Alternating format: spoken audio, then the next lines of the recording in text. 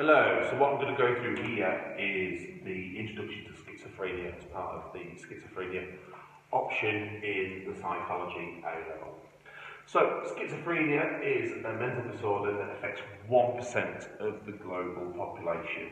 Okay? And in terms of that 1% of the global population, it's more likely to be diagnosed in males, it's more likely to be diagnosed in people who live in the city rather than living in the countryside, and it's more likely to be diagnosed in the working class rather than those in the middle class.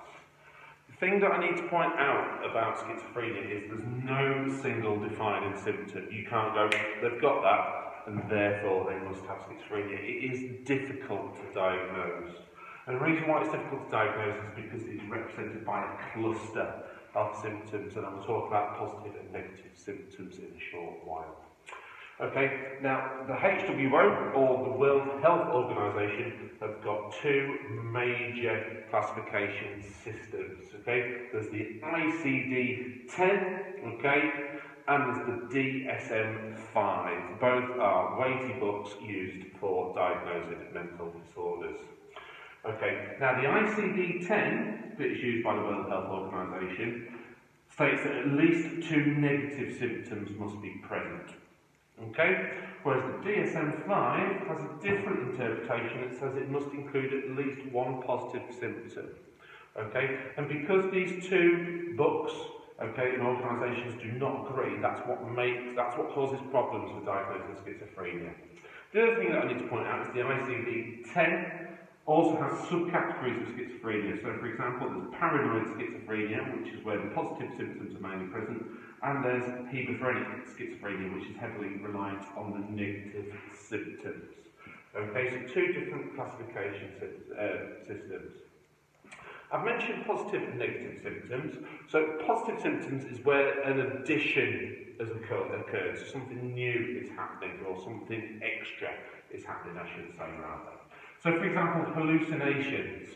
Now, hallucinations conjure up images, if you'll pardon the pun, of seeing things, okay? Whereas hallucinations is actually any sense, any hallucination that can be related to auditory hallucinations as well. So let's move away from the idea that hallucinations are seeing things. It can also be hearing things. And in fact, hallucinations can affect any of the senses. Okay? Commonly, with schizophrenia, you will be talking about auditory hallucinations, so hearing things. The other things are delusions, okay? So beliefs of things that aren't really there.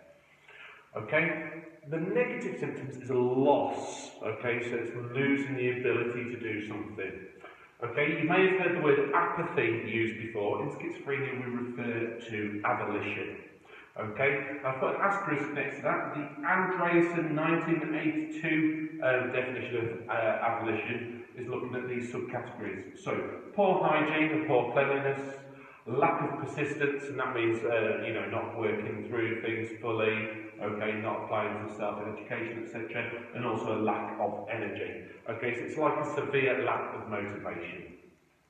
The other negative symptom is speech poverty, so loss of speech. Okay, and not speaking properly.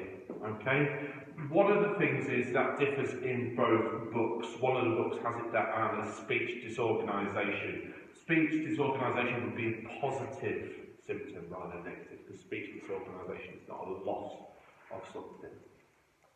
So, the issue with this, okay, and it's staring us in the face really, is if we're evaluating this, we need to have a look at the Shanayo et al. Study. And the key term I'm going to refer to is inter-rater reliability. Now, the rater in this is the psychiatrist, okay, and schizophrenia has poor inter-rater reliability, which is why so many people with schizophrenia go undiagnosed or are incorrectly diagnosed. So, two psychiatrists, okay, all analysed the same 100 people, okay, so 100 patients. Psychiatrist number one, using the ICD, concluded that 44 of them had schizophrenia. Same psychiatrist with the same 100 people concluded that 26 of them had schizophrenia using the DSM. It's two different systems, different rates, so not consistent. The second psychiatrist, with the same people, using the ICD, diagnosed 24 people with schizophrenia and 13. Okay, if inter-rater reliability was good, they'd get the same conclusion, but they haven't. You'll also notice that the ICD is more likely to give a diagnosis of schizophrenia than the DSM. So, this is poor inter-rater reliability, and that is a key term that you should refer to. In terms of further evaluations, then there's criterion validity problems, and this is because we've got different assessment systems, and they're not arriving at the same diagnosis. Okay, so that is another issue with this. One other thing that I need to refer to is comorbidity. Okay, now I'm going to go through this slowly and carefully because two people, you may get two definitions here mixed up, so I need to make sure I go through this properly. Comorbidity is when you've got two illnesses at the same time, so it's the occurrence of two illnesses together.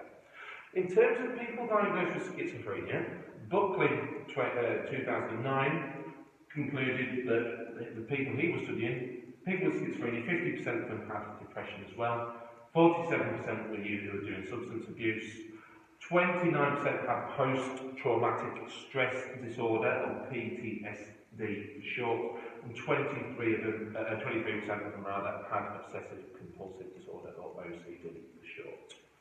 So one of the questions that's posed here with schizophrenia is it really comorbidity, or has it been misclassified in terms of schizophrenia?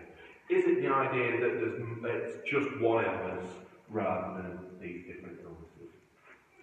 Something else that I need to point out is in terms of the system overlap, that's where you've got two different conditions sharing symptoms at the same time. Okay, so it's different from comorbidity. This is the idea that you've got two illnesses, but they share symptoms, hence symptom overlap. Okay, so for example, bipolar affective disorder and schizophrenia both share delusions and abolition. Okay, which begs the question, are they really two different conditions or are they the same? Okay, to finish off the evaluation, we need to have a look at gender bias and cultural bias in diagnosis as well.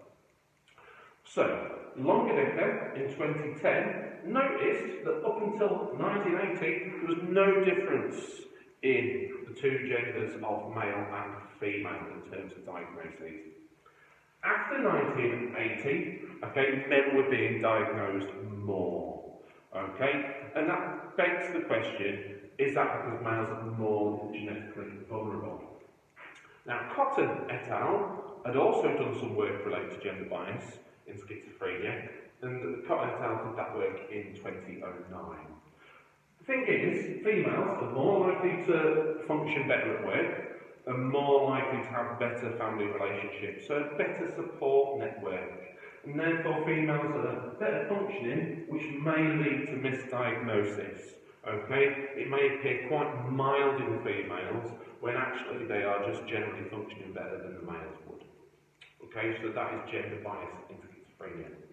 The other thing is cultural bias. Okay, so in terms of cultural bias, okay, we'll refer to the Afro-Caribbean population. So this is African Americans, and this is Afro-Caribbean British people. Okay, in Africa itself and in the West Indies themselves, out in the Caribbean, diagnoses for schizophrenia is low. It's at a low rate.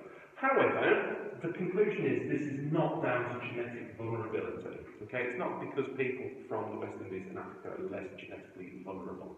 Okay, now, in certain cultures, it may be seen normal to have an auditory hallucination. One would not see it as an auditory hallucination. So, for example, hearing voices from your ancestors, okay, may be seen as comforting, and therefore you would not go to the doctor. Okay. However, if somebody was to come over to the UK from that background and report that, then they would be diagnosed with schizophrenia or may be diagnosed with schizophrenia, which would explain the difference in rates.